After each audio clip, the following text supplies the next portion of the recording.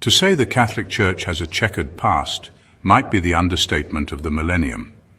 On one hand, there are scores of charity work and moral guidance to world leaders, but on the other, there are sexual abuse scandals and historical atrocities against alleged heretics and non-believers. But the institution is as much a product of its time as the men who headed it.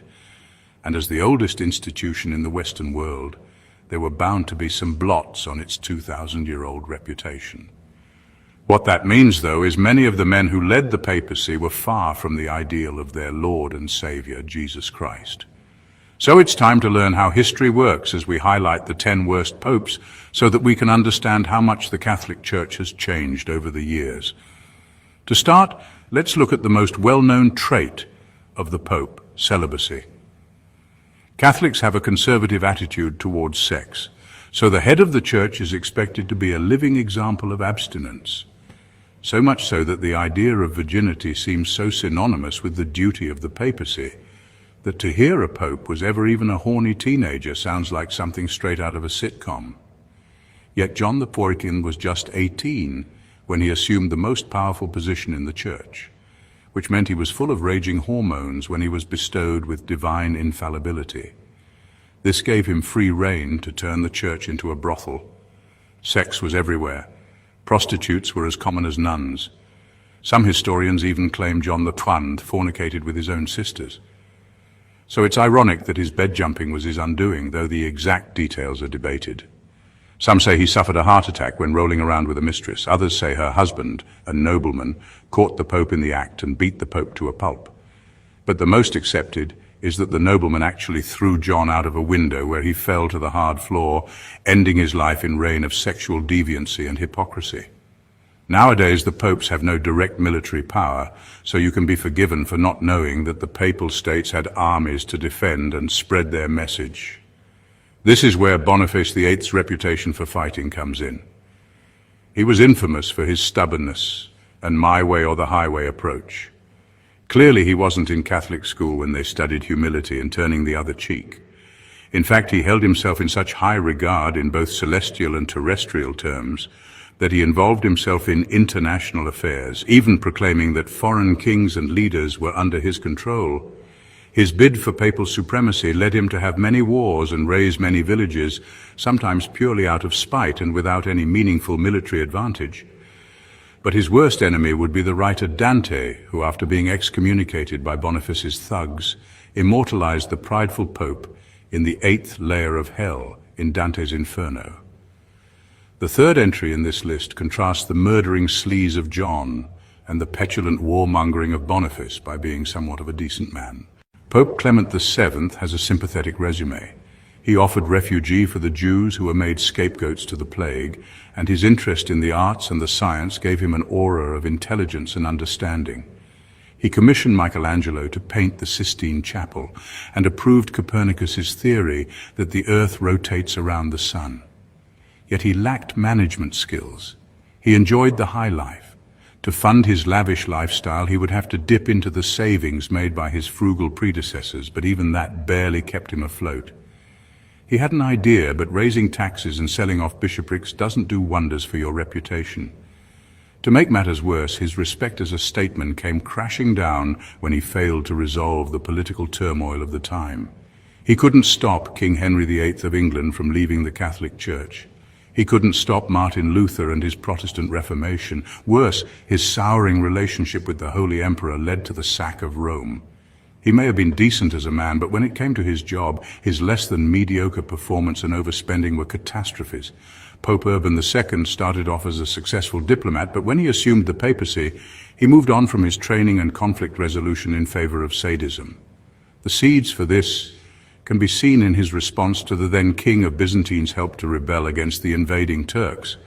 Urban agreed to help in the Just War, which effectively started the First Crusade between Christians and Muslims. But Urban was not concerned about staining the papacy with blood, as his own election had split the church into 2 or 3, depending on who was counting, with competing popes fighting to be the ruler. When it came to dealing with traitors, which is to say, opponents, Urban did not show mercy. He is noted as saying that the screams of tortured cardinals were not loud enough. No surprise then that he had no reservation when it came to galvanizing the pious Christian soldiers in his holy war, even though they would be spurned out to commit terrible atrocities against their enemy Turks, Jews, and even Christian brothers. The fifth placement on this list goes to Pope Stephen VI, who proves that for some holy men, death is just the beginning. Stephen didn't exactly see eye to eye with his predecessor, Pope Formosus, and so took the chance to put him on trial, even though the defendant had been dead for months. The body was exhumed, put on a throne, and questioned about allegations of perjury and corruption. Needless to say, the dead man didn't have a strong enough defense to dodge a guilty verdict. As punishment, Stephen ordered the rule of Formosus to be annulled and for the corpse to be dragged through the street and dumped in the river. Stephen may have felt vindicated, but the macabre show trial soured people's attitudes towards him in what was already a politically turbulent time. The public rose up and imprisoned Stephen, where he was strangled to death by an inmate. But when it comes to being fired from your job, Pope Benedict XIX holds the record with 3 reigns. He first became Pope at 12 when his father obtained an election through bribery. Soon, though, Benedict was driven from Rome, only to mount a comeback some months later with his supporters. He was then paid to step aside so that his godfather could succeed him, only to have second thoughts about ruling and return to depose the man that had left him in charge. All the while this was happening, Benedict had gotten the reputation for sodomy, rape, murder, and other unspeakable deeds. Even the 19th century historian Ferdinand Gregorovius, a man critical to the faith, branded the 3-time pope a demon from hell in disguise of a priest. But was there truth to Benedict's wretched lifestyle, or was this rumor mill being churned by political enemies? It's possible, but the fact that money got to him in the chair and got him to leave, it doesn't bode well for the crooked leader. But he wasn't the only pope to benefit from nepotism and financial influence. Pope Alexander VI amassed enough of a fortune from climbing the ranks of the church that he was able to pay off 2 competitors vying for the coveted throne of the Papal States. He may have succeeded in his ambition, but his empire was built on sand. He fathered 7 illegitimate children from his mistresses and had no qualms paying them lavishly through the church fund. Anytime his bank account was empty, he would simply hire new cardinals in return for payment or extorted rich people using trumped-up charges or jail time. He was in essence a mafioso, so corrupt that at the time his surname Borgia became shorthand for low papal standards and corruption, especially that of nepotism and libertinism.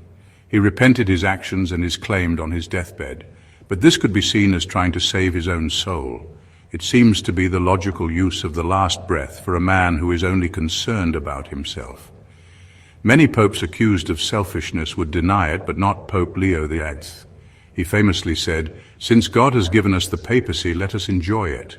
When it came to spending, Leo's lavish lifestyle was like no other. A patron of the arts, education, and charity, he was certainly a man whose scholarly ambitions raised the status of the church.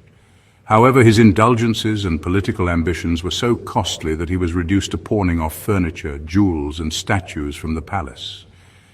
There have been many popes who have run the church into debt, but only Leo had to host a yard sale. Yet that didn't stop him from borrowing huge sums from creditors, all of whom were ruined when Leo died. He may have lived the high life, but the cost was for others to bear, and there appears to be no sign that guilt weighed him down.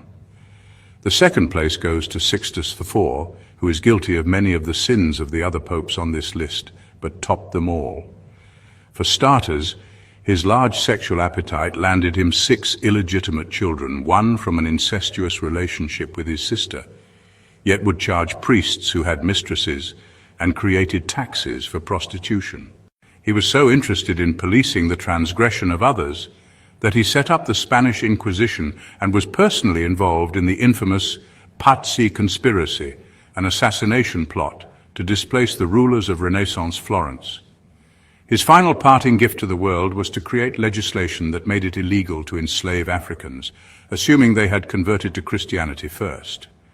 Whether or not conversion was sincere or forced did not seem to bother Sixtus. However, there can only be one worst pope of all time, and what sets Pope Paul IV apart is that despite being the head of the Catholic Church for 4 years, he used this time to act upon his own personal prejudices. His anti-Semitism knew no bounds. He installed Jewish-only ghettos and, in an eerie foreshadowing to lived memory, forced Jewish citizens to publicize themselves by wearing yellow hats. Censorship reached new heights under his papacy too. Fig leaves became the known symbol of his restrictions, and he banned all books written by Protestants as well as Italian and German translations of the Latin Bible. He imprisoned Catholic cardinals he accused of being secret Protestants, or at the least that was the excuse he gave for getting rid of the competition, and he stepped up the Inquisition. Not content with the truce between France and Spain, he instigated wars that ultimately hurt the people of the state and threatened the stability of the region. Even his austerity was too much. Begging was outlawed, yet charity was limited. Under his rule, people were forced to squalid conditions, denied chances to improve their lives, and punished for any indiscretion. So tyrannical that he had a chest for complaints to which only he had the key. As one can imagine, not many people were brave enough to stick their heads above the parapet, but eventually they did. As word spread of his ailing health, angry mobs formed to get justice. A statue of his had a yellow hat placed on it, was given a mock trial, decapitated, and thrown into the Tiber River. The crowd even broke into prisons and freed 400 inmates from the Inquisition. Not content to stop there, the amassing city folk broke into the office and murdered the Inquisitor.